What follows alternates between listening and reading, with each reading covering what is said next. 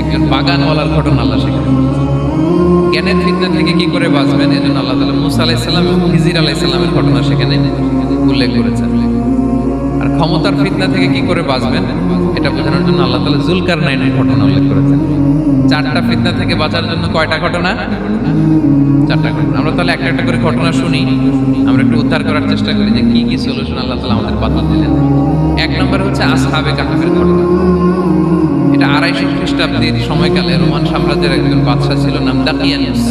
প্রতাপশালী বাদশা, পৌত্তলিক, মূর্তির পূজা করে। ঈসা আলাইহিস সালাম বিদায় নিয়েছেন 200-250 বছর হলো।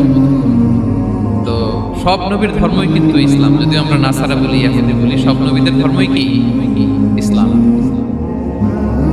তিনি ছিলেন পৌত্তলিক, মূর্তির পূজা করত। আর তার এলাকায় কেউ যদি ঈসা আলাইহিস সালামের নাম নিত, আখিরাতে বিশ্বাস করতো, আল্লাহ বিশ্বাস করতো, তাদেরকে তারা পাথর মেরে হত্যা করত। এজন্য ভয়ে কেউ ঈসাই ধর্মে ঈমান আনতো না, মানে ইসলামে ঈমান আনতো না। এই রাজার ভয়ে সবাই মূর্তির পূজা করত। কিন্তু 7 জন যুবক ছিল, তারা স্রোতে গা ভাসিয়ে দেয়নি। স্রোতের বিপরীতে তারা ঈমান নিয়ে দাঁড়িয়েছে। তারা ঈসা আলাইহিস সালামের রেখে যাওয়া সত্য ধর্মের উপর ঈমান এনেছে, আখিরাতে তারা বিশ্বাস করে।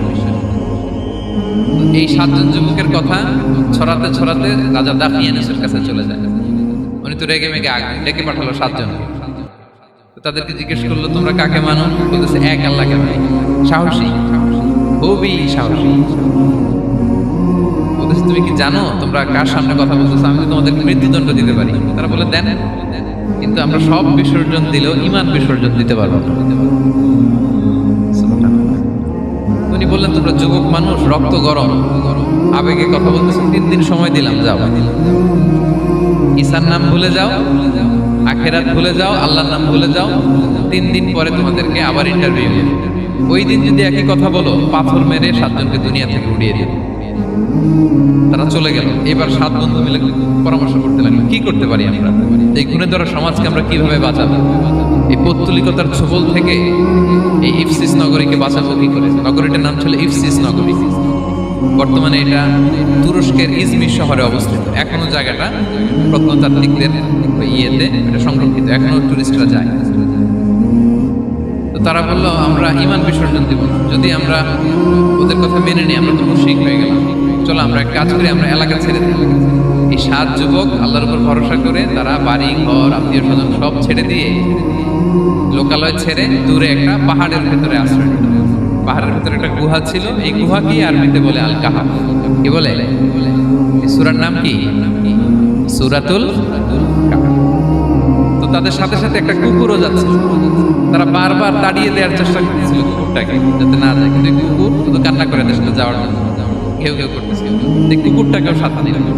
ভালো মানুষদের সাথে থাকলে কি হয় দেখেন, এই কুকুরের কথা, যেহেতু 7 জন ইমানদারের সাথে একটা কুকুর ছিল, এই কুকুরের কথা আল্লাহ সূরাতুল কাহাফে উল্লেখ করে দিয়েছে। কালবুহুম বাসিতুন যিরাআইহি বিল ওয়াসি। তো তারা ভিতরে গেল, যে প্রচন্ড ক্লান্ত, তারা ঘুমিয়ে পড়ল। কি করলো?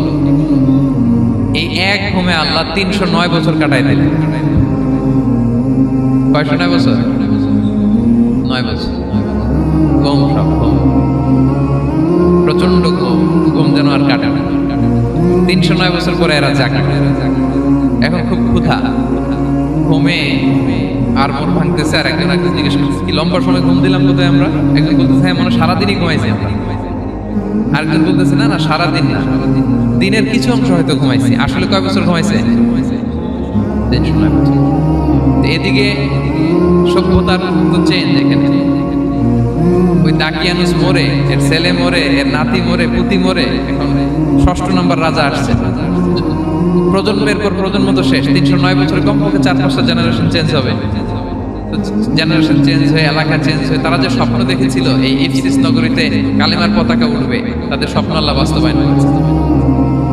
309 বছরের ব্যবধানে এই এলাকার সবাই মুসলিম হয়ে গেছে। আল্লাহ চাইছিলেন ওদেরকে দেখাবে এটা, স্বপ্নটা যে বাস্তবায়ন হয়েছে এটা দেখাবে। ঘুম থেকে উঠছে, একজনকে তারা বললো যে লুকায় লুকায় চাদর মুড়ি দিয়ে কিছু রুটি নিয়ে আসো বাজার থেকে, যাতে তোমাকে না চিনে। চাদর মুড়ি দিয়ে যাও। কিছু পয়সা ছিল, মুদ্রা দিয়ে দিছে। তো সে যে যখন দোকানদারের কাছ থেকে রুটি নিয়েছে আর মুদ্রা দিছে, দোকানদার বলে, এই মুদ্রা কোথা থেকে আসলো? 309 বছর আগে মালয়েশিয়াতে রিঙ্গিট ছিল কিনা জানি না, যেভাবে ওরা ট্রানজাকশন করতে পারছে যেটা ছিল, ওইটা যদি এখন কেউ দেয় রাজধানী বিলাসে